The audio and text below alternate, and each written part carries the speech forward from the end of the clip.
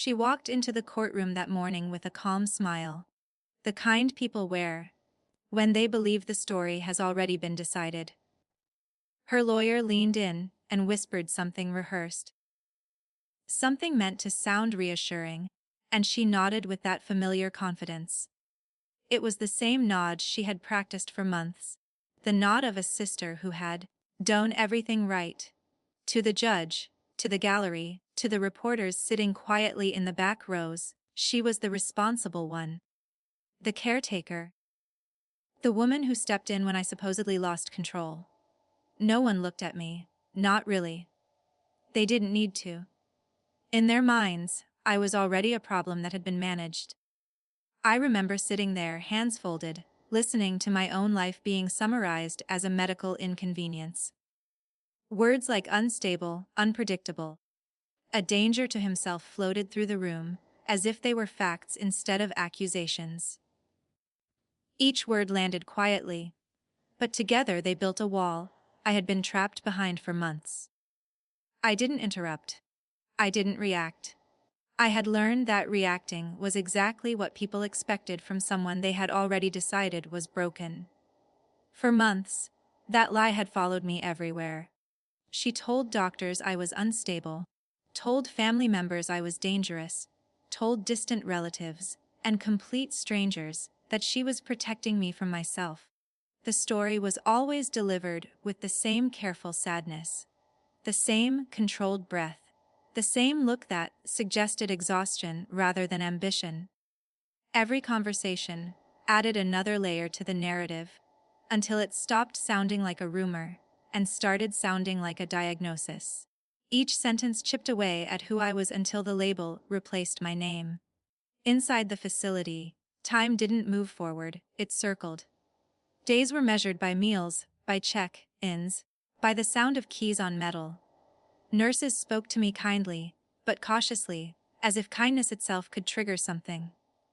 Cameras watched without blinking. Silence became routine. I started doubting my own memories, my own reactions, my own thoughts. That is the quiet damage no one talks about.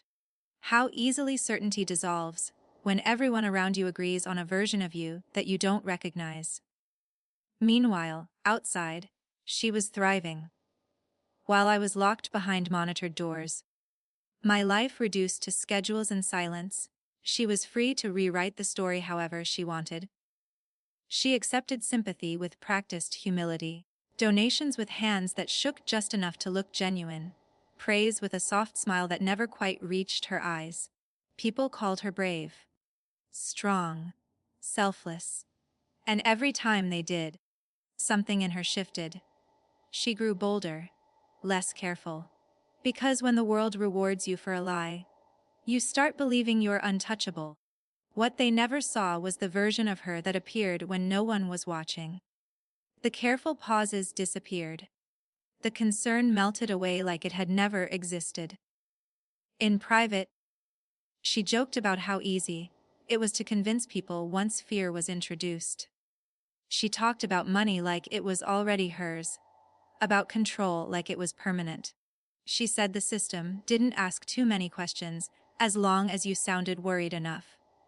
She laughed when she said my name, like it belonged to someone who no longer mattered. At first, I recorded those moments without knowing why. Maybe it was instinct. Maybe it was desperation. Maybe some part of me understood that memory alone wouldn't be enough. The quiet red dot on my phone became the only witness to the truth.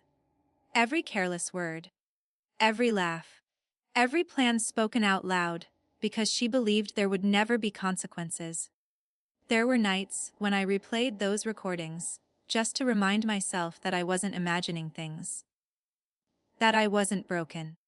That the reality I was living in had been manufactured by someone who understood exactly how to weaponize concern. Manipulation doesn't arrive shouting. It arrives whispering. It arrives offering help.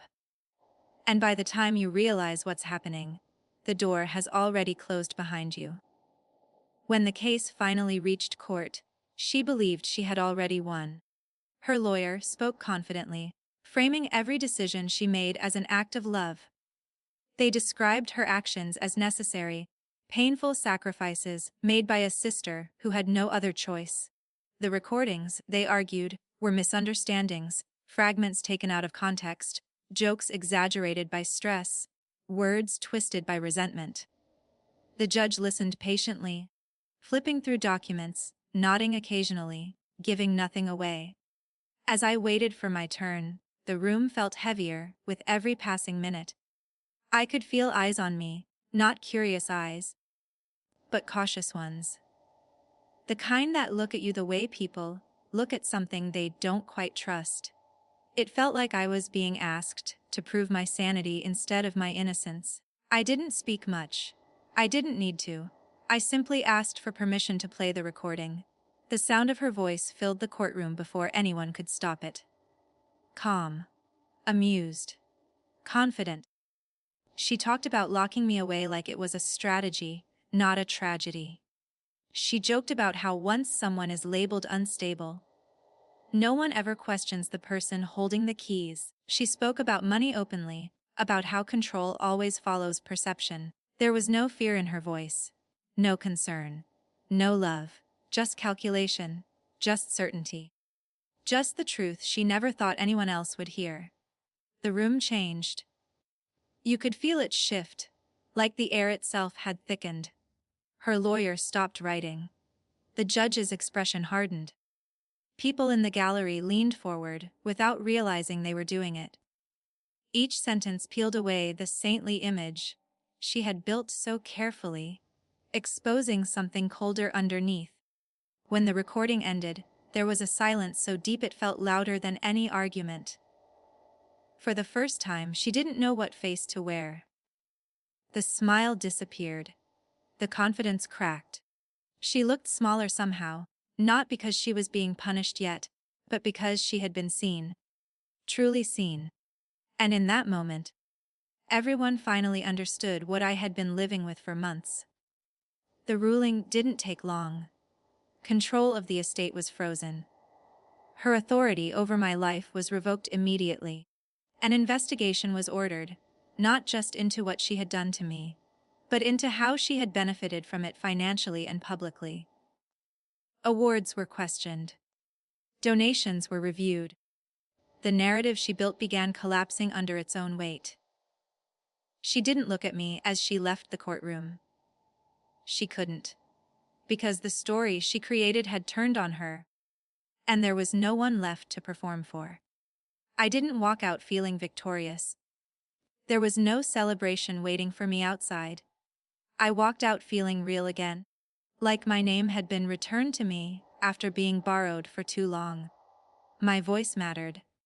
My version of events existed in the open, and the lie that had trapped me lost its power the moment it was exposed to light. Recovery didn't happen overnight. Truth fixes perception, not damage. I had to relearn how to trust my own thoughts, how to speak without anticipating disbelief, how to exist without defending myself constantly. But something fundamental had shifted. The world no longer felt like it was pressing me into silence. If there's one thing this taught me, it's this: silence protects manipulators. But truth, even when whispered, has a way of finding the room where it matters most. Lies survive in isolation. Truth survives exposure. And when it finally speaks, it doesn't need to be loud. It just needs to be undeniable. If you've ever been misjudged, mislabeled, or silenced by someone who knew how to play the victim, remember this: your story doesn't end where they say it does. The truth doesn't need to shout forever.